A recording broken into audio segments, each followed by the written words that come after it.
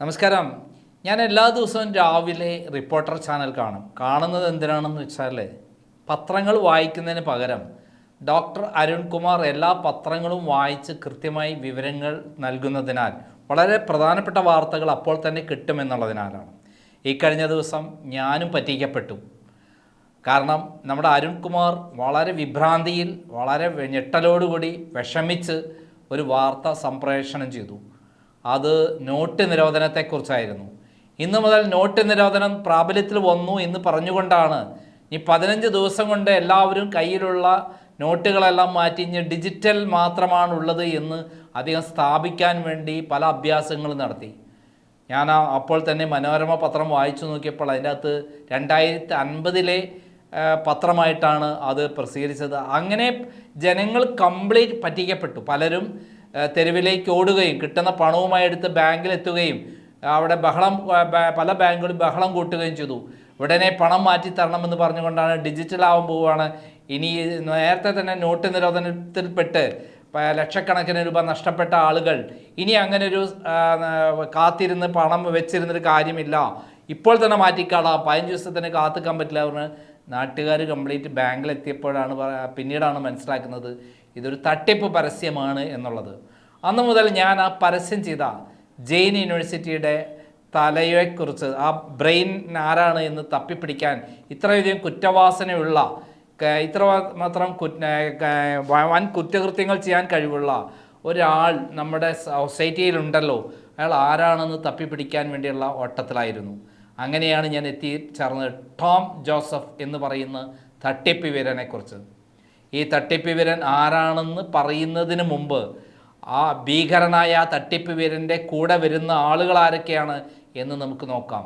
നമ്മൾ ആദ്യം തന്നെ നമ്മുടെ മോഹൻലാലിൻ്റെ പിറന്നാൾ ആഘോഷം, സാധാരണ പിറന്നാൾ ആഘോഷത്തിന് ഭാര്യയ്ക്കും കുട്ടികൾക്കൊക്കെയാണ് പിറന്നാൾ കേക്ക് മുറിച്ച് വായിൽ വെച്ച് കൊടുക്കുന്നതെങ്കിൽ ഈ തട്ടിപ്പ് വീരൻ്റെ വായ്ക്കകത്താണ് മോഹൻലാൽ ഇത്തവണ കേക്ക് മുറിച്ച് കൊടുത്തിരിക്കുന്നത് എന്ന് പറയുമ്പോൾ മോഹൻലാൽ അടക്കം അതിൽ വീണുപോയി എന്നുള്ളതാണ് സത്യം. പണത്തിന് മീതെ പരുന്തും പറക്കില്ല എന്ന് പറയുന്ന പോലെ മോഹൻലാലിന് പണം കിട്ടിയാൽ മതി, ഏത് വേഷം വേണമെങ്കിലും കിട്ടുമെന്നതിനാൽ നമുക്കതിൽ വലിയ സങ്കടമൊന്നും തോന്നുന്നില്ല. അഭിനയത്തിൻ്റെ തൻ്റെ കഴിവുകളെ ഉപയോഗിച്ച് ജനങ്ങളുടെ വിശ്വാസം എടുത്ത് മുതലാക്കാൻ വേണ്ടിയിട്ടാണ് മോഹൻലാൽ തൻ്റെ വായ്ക്കകത്ത് ഇത് വെച്ചപ്പോൾ സന്തോഷത്തോടുകൂടി ആ കേക്ക് തിന്നു തീർത്തത് എന്ന് നമുക്ക് പാവപ്പെട്ട മലയാളികൾക്കറിയില്ല. എന്നാൽ ഇപ്പോൾ എല്ലാവരും മനസ്സിലാക്കേണ്ട കാര്യം, ഇദ്ദേഹം വൻ മനുഷ്യക്കടത്തിൻ്റെ തട്ടിപ്പ് വീരനാണ്. കേരളത്തിൽ ആദ്യത്തെ മനുഷ്യക്കടത്തിൻ്റെ തട്ടിപ്പ് വീരനാണ്. ഒരു രാജ്യം തന്നെ, ഇന്ത്യ രാജ്യത്തെ അറിയിച്ച അതിഭീകരനായ മനുഷ്യനാണ് എന്നുള്ളതാണ് സത്യം. അത് മറ്റാരുമല്ല, ജെയിൻ യൂണിവേഴ്സിറ്റി എന്ന് പറയുന്ന ഒരു സ്ഥാപനത്തിൻ്റെ, കേരളത്തിലെ ഫ്രാഞ്ചൈസിയുടെ ഉടമയാണ് ഈ ടോം ജോസഫ് എന്ന് പറയുന്ന ആൾ. അയാളുടെ ഇപ്പോഴത്തെ പേരെന്താണെന്ന് അറിയാമോ? ഇപ്പോഴത്തെ പേരാണ് ഞാൻ പറഞ്ഞത്. ഈ പേര് ഞാൻ അന്വേഷിച്ച് പോയപ്പോഴാണ് അദ്ദേഹത്തിൻ്റെ ഒറിജിനൽ പേര് ഇതല്ല, ടോം ബേബി എന്നാണ് പേര്. പിന്നെ ആളുകൾ പിടിക്കപ്പെട്ടപ്പോൾ, അദ്ദേഹം ജയിലിൽ കിടന്നപ്പോൾ, കുറേ നാളുകൾ ജയിലിലായിരുന്നു കള്ളൻ. അദ്ദേഹം ജയിലിൽ കിടന്നതിന് ശേഷം പുറത്തിറങ്ങിയ ശേഷമാണ് ഇനി പഴയ പേരുമായി മുന്നോട്ട് പോയാൽ ജനങ്ങൾ പിടിക്കപ്പെടും, പോലീസ് പെട്ടെന്ന് തന്നെ ഇത്തരം ഇൻഫർമേഷൻ കളക്ട് ചെയ്ത് കൊടുക്കുമെന്ന് മനസ്സിലാക്കിയിട്ടായിരിക്കാം പേര് മാറ്റി ഗസറ്റിൽ പബ്ലിഷ് ചെയ്തു. അങ്ങനെ ടോം ജോസഫായി. ആ ആളുടെ പരിപാടിയിലാണ് നമ്മുടെ ഗവർണർ, ഇപ്പോഴത്തെ പുതിയ ഗവർണറും അതേപോലെ നമ്മുടെ എല്ലാം പ്രിയങ്കരനായ ഗോവ ഗവർണർ ശ്രീധരൻ പിള്ളയും എല്ലാം പങ്കെടുക്കാൻ പോകുന്നത് എന്നുള്ളതാണ് ഇപ്പോൾ വന്നിരിക്കുന്ന ഏറ്റവും പുതിയ വിശേഷത വാർത്ത. അദ്ദേഹത്തിന് നമ്മുടെ ഇപ്പോഴത്തെ ഗവർണർ രാജേന്ദ്ര വിശ്വനാഥ് ഗോവയിലെ ഒരു BJP നേതാവാണ്. അദ്ദേഹം ഇവിടെ വന്നതിന് ശേഷം വളരെ മാന്യമായ പെരുമാറ്റത്തിലൂടെ ജനങ്ങളെയെല്ലാം മനസ്സ് കീഴടക്കിയുള്ള ഒരാളാണ്. അദ്ദേഹം പറ്റിക്കപ്പെടാൻ പോകുന്നു എന്നുള്ളതാണ് സത്യം. സാധാരണ സ്പെഷ്യൽ ബ്രാഞ്ച് എല്ലാം ഇത്തരം വിവരങ്ങൾ കൃത്യമായി ഗവർണർക്ക് ഇൻഫർമേഷൻ കൊടുക്കും, ഗവൺമെൻറ് ഇൻഫർമേഷൻ കൊടുക്കും. തട്ടിപ്പുകാരുടെ കൂടെ ഒരിക്കലും ഇത്തരം ഗവർണർമാരോ അതേപോലെ കേന്ദ്രമന്ത്രിമാരോ അല്ലെങ്കിൽ രാഷ്ട്രപതിയോ പ്രധാനമന്ത്രിയോ ഒന്നും പങ്കെടുക്കില്ല. എന്നാൽ ഇന്ത്യയിലെ ആദ്യത്തെ മനുഷ്യക്കടത്തിലെ ഏറ്റവും മുഖ്യമായ പ്രതി, അടുത്ത് തന്നെ വിചാരണ നേരിടാൻ പോകുന്ന പ്രതി യുടെ കൂടെ ആണ് ഈ ഗവർണർ പങ്കെടുക്കാൻ പോകുന്നത്. അതേപോലെ ശ്രീധരൻപിള്ള എന്ന പാവപ്പെട്ട സാധു മനുഷ്യൻ, നമുക്കെല്ലാവരും ശ്രീധരൻപിള്ളയെക്കുറിച്ച് അറിയാം. അദ്ദേഹം ഒരു കുറ്റകൃത്യങ്ങളിൽ ഏർപ്പെടുന്ന ആളുകളുടെ കൂടെ പോകുന്ന ആളല്ല, പോകാൻ പോകുന്നത് എന്നുള്ളതാണ് ഏറ്റവും രസകരമായ കാര്യം. നമുക്കറിയാം മോൻസൺ മാവുങ്കൽ, മുമ്പ് മോൻസൺ മാവുങ്കലിൻ്റെ വീട്ടിലേക്ക് നാട്ടിലുള്ള പോലീസ് ഓഫീസർമാരെല്ലാം ചെല്ലുകയും അവിടെ ഉണ്ടായിട്ടുള്ള സംഭവങ്ങളെല്ലാം പകർത്തിക്കൊണ്ട് ഫോട്ടോ എടുക്കുകയും പിന്നീട് മോൻസൺ മാവുങ്കൽ പിടിക്കപ്പെട്ടപ്പോൾ ഇവരുടെ കൂടെ പങ്കെടുത്ത് തട്ടിപ്പ് നടത്തിയതിൻ്റെ ഞെട്ടിക്കുന്ന വിവരങ്ങളാണ് പുറത്തു വന്നിട്ടുള്ളത്. അതേപോലെ തന്നെ ഈ ടോം ജോസഫിൻ്റെ കൂടെ നിന്നിട്ടുള്ള ആളുകളുടെ ഫോട്ടോകളെല്ലാം നാളെ പത്രദൃശ്യ മാധ്യമങ്ങളിൽ വലിയ വാർത്തയായിരിക്കും എന്നുള്ള കാര്യത്തിൽ യാതൊരു സംശയമില്ല. ഇവിടെ രാവിലെ പുലർച്ചയ്ക്ക് 3 മണി വരെ DJ പാർട്ടി നടക്കാറുണ്ട്. ഈ യൂണിവേഴ്സിറ്റിയിൽ DJ പാർട്ടി നടക്കുന്നതിൻ്റെ ചിത്രങ്ങൾ സഹിതം അവരുടെ സൈറ്റിൽ നോക്കിയാൽ മനസ്സിലാക്കാൻ പറ്റും. അതായത് മയക്കുമരുന്ന് ഇവിടേക്ക് കടത്തുന്നു എന്നുള്ള വാർത്തയാണ് പലരിൽ നിന്ന് പുറത്തു വരുന്നത്. അത് എത്രമാത്രം ശരിയാണെന്നുള്ളത് പോലീസ് അന്വേഷിക്കേണ്ട കാര്യമാണ്. എന്തായാലും 3 മണി വരെ DJ പാർട്ടി നടക്കുന്നു എന്നുള്ള കാര്യത്തിൽ ഇവിടെ സംശയമില്ല. ആൺകുട്ടികളും പെൺകുട്ടികളും നൃത്തമാടിക്കൊണ്ട് അവർ ഉല്ലസിക്കുന്ന ചിത്രങ്ങളാണ് ഈ യൂണിവേഴ്സിറ്റിയിൽ നിന്നും വരുന്നത് എന്ന് പറയുമ്പോൾ ഇവിടെ വരുന്ന പെൺകുട്ടികളെയും ആൺകുട്ടികളെയും എങ്ങനെയെല്ലാമാണ് ബ്രെയിൻ വാഷ് ചെയ്ത് അവരുടെ ഒരു ലയിപ്പിച്ച് ഇവിടേക്ക് കൊണ്ടുപോകുന്നത് എന്ന് നമുക്ക് മനസ്സിലാക്കാൻ പറ്റും. എന്തായാലും ഒരു കാര്യം വളരെ ശക്തമായ രൂപത്തിൽ നമുക്ക് പറയാൻ പറ്റും.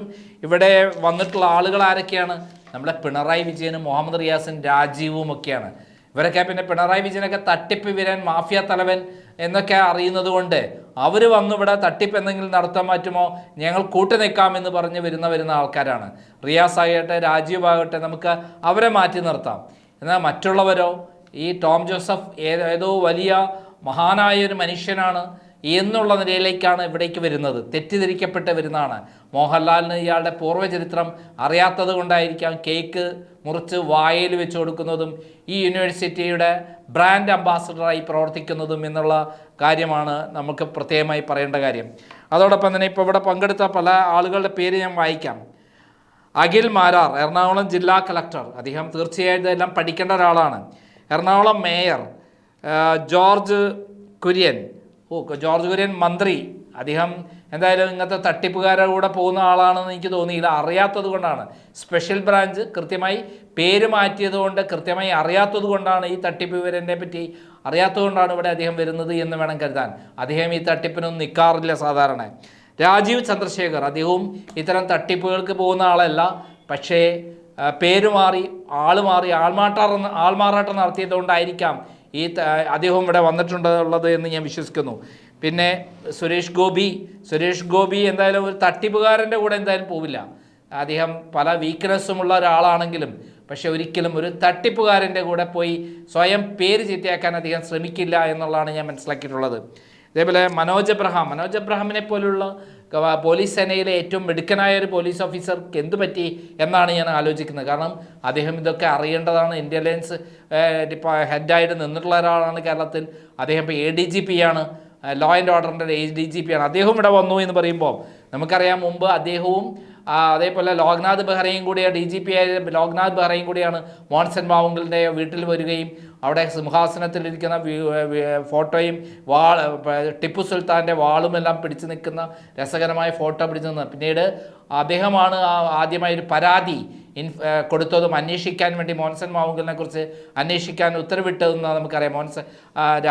മനോജ് എബ്രഹാം ഇവിടെ എന്തുകൊണ്ടാണ് അദ്ദേഹം ഈ കള്ളൻ്റെ കൂടെ അവിടെ പോയിട്ടും ഇത് കണ്ടുപിടിക്കാൻ പറ്റിയിട്ടില്ല എന്നത് മനസ്സിലാവാത്ത കാര്യം. ഇതേപോലെയാണ് കേരള ഗവർണർ പറ്റിക്കപ്പെടാൻ പോകുന്നു എന്നുള്ള കാര്യം. അദ്ദേഹം ഇത്തരത്തിലുള്ള ഗുരുതരമായ കുറ്റകൃത്യങ്ങൾ ചെയ്തിട്ടുള്ള, രാജ്യദ്രോഹ കുറ്റങ്ങൾ ചെയ്തിട്ടുള്ള, ഇവിടെ നിന്ന് മനുഷ്യക്കടത്ത് നടത്തിയിട്ടുള്ള അമേരിക്കൻ ഗവൺമെൻറ് പോലും ഇന്ത്യ ഗവൺമെൻറ്റിനെ തട്ടിപ്പ് വീരനാണെന്ന് അറിയിച്ചിട്ടുള്ള ഈ തട്ടിപ്പ് വീരൻ്റെ സ്ഥാപനത്തിൽ വന്നത് എന്നുള്ളതാണ് നമുക്ക് മനസ്സിലാക്കാത്ത കാര്യം.